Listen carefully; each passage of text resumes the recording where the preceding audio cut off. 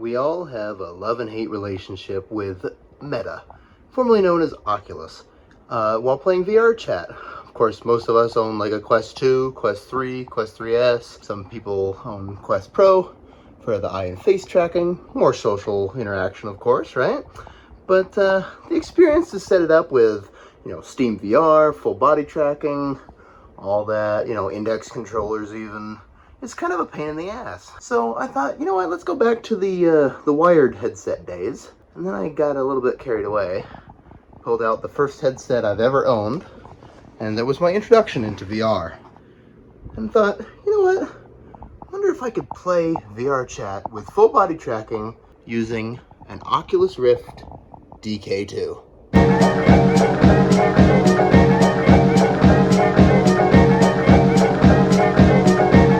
Play VRChat with my DK2, I think the setup's going to be pretty similar to what you do with a Meta headset with full body tracking. Take one of these Vive pucks that you have on your head, put it aside, and then literally hot glue one on the headset. There. Professional. Now that our top tier gaming headset of 2025 with amazing resolution is ready for VRChat, I want to make sure that the Quest Pro watches this in fear as we do this. To set up this ancient piece of hardware, it's actually quite simple. You open the VR PC app for Oculus or Meta, and it will be discovered when you plug it in as another device. And if you click here, it does say Oculus DK2. However, that ain't a DK2. Anyway, regardless, you hit the power button on the headset itself, and something magical happens. It becomes active. It wants to set up the Rift, but that's a different story. You can also see that it's not going to support the DK2, although the damn Meta app doesn't freaking let me see it. Anyway, all you have to do now is launch Steam VR. Yes, you can actually launch Steam VR. I didn't calibrate the headset correctly, so we're going to try to work our way around this. You're also on the other microphone because, well, the DK2 didn't have a built-in mic. If you look in the distance here, though, you can actually see my Vive puck that we have to center and calibrate together. So let's do that via the desktop. 2 hours later. Okay, so first off, I can't read literally anything right now, but as you can see, this is the Steam VR mirror.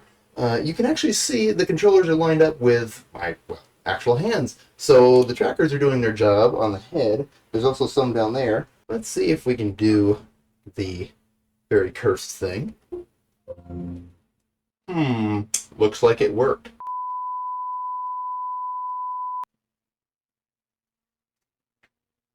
Oh. Ooh. I may have cheated Meta's system a little bit. Alright. So let's see if we can calibrate. Alright, we have full body tracking. I think that's me through the pixels. Of course, the eye tracking and stuff doesn't exist. Right. Looking pretty bad, I'll be honest. Yeah, there ain't no virtual audio device on this thing. I have to do this one. Oh, wow, the headset completely went black for a minute while switching that. So let's see, we have no microphone, we have no built-in audio of any sort, actually. We do have an audio jack on this thing, and a USB 2.0 output, so that's kind of cool. We do have full body tracking, so that's one here, actually. And then we also have constant calibration, so it won't drift unless you get out of the way of the IR sensor webcam thing that the DK2 came with. The cord is really short, so I'm actually kicking it with this, and my computer is right here. So that's not great. Resolution is abysmal. I can't make out my hair. And I'm maybe 3 feet in front of the camera or the mirror in the VR world. I won't be able to make out. See, I can't see the text on my shirt whatsoever. 60 hertz refresh rate. A lot of glare. A lot of bleeding. Screen door effects really bad. Honestly, it looks kind of better in the camera. Yeah, look at how much you can't read anything.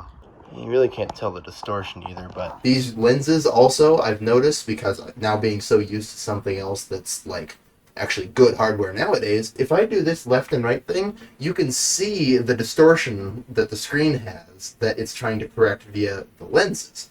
and software and all that. I don't know if it always was that bad, but when I do this back and forth, I mean, it almost gives me like a motion headache after 7,000 hours in VR, which I know is kind of a, yay, nay number. I don't get headaches anymore, but this one, man, it does give you eye strain if you keep doing this a lot. Also, I can't just twirl or spin around that much because there's, like I said, the cable right here. This headset is also very uncomfortable and very heavy for something that is, it's not even a computer. There's no cameras in it. There's no, like, motherboard. There's no processor. There's no storage device of any sort.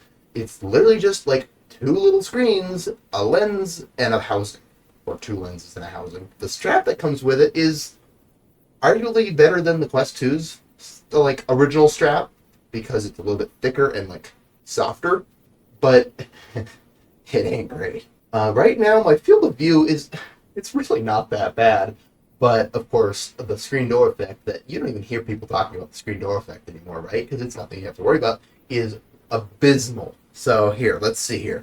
Open your main VR or main menu and click the VRC Plus tab. Let's back up until I can't read it. It's getting really mushy right now. Now it's just not legible. I can see when there's a capital letter, but that's about it. Hey, this was an amazing start. Of course, it sparked Oculus to actually become a Oculus like consumer headset with a CV1. In fact, that's how I bought mine. I bought mine as a used, outdated model because it finally went to a consumer-ready CV1 headset. Everyone was getting rid of their developer kits. This was like $200 that I paid used on eBay. Now, I mean, I've seen them on Marketplace for $75. They're going to be a collector's item, more or less niche than like the Quest 1. That's kind of just due to the history, and it's not really because of anything that it's worth, because it's unusable. All in all, pretty good headset for the time, of course. It's kind of neat. It's like an old friend to go see. Thank you guys for watching. I appreciate this. I don't know, this was just a stupid, like, out of the blue video that I decided to do at 1:30 in the morning. I'm going to go edit this now. Anyway, talk to you guys later. Hope to see you in the next video. See ya. Oh, cool. You can see the freaking IR sensors. Can't see those in real life, just on the camera. What a curse setup that is, huh? Alright. Let's break that off real quick. Time to put her back on the shelf.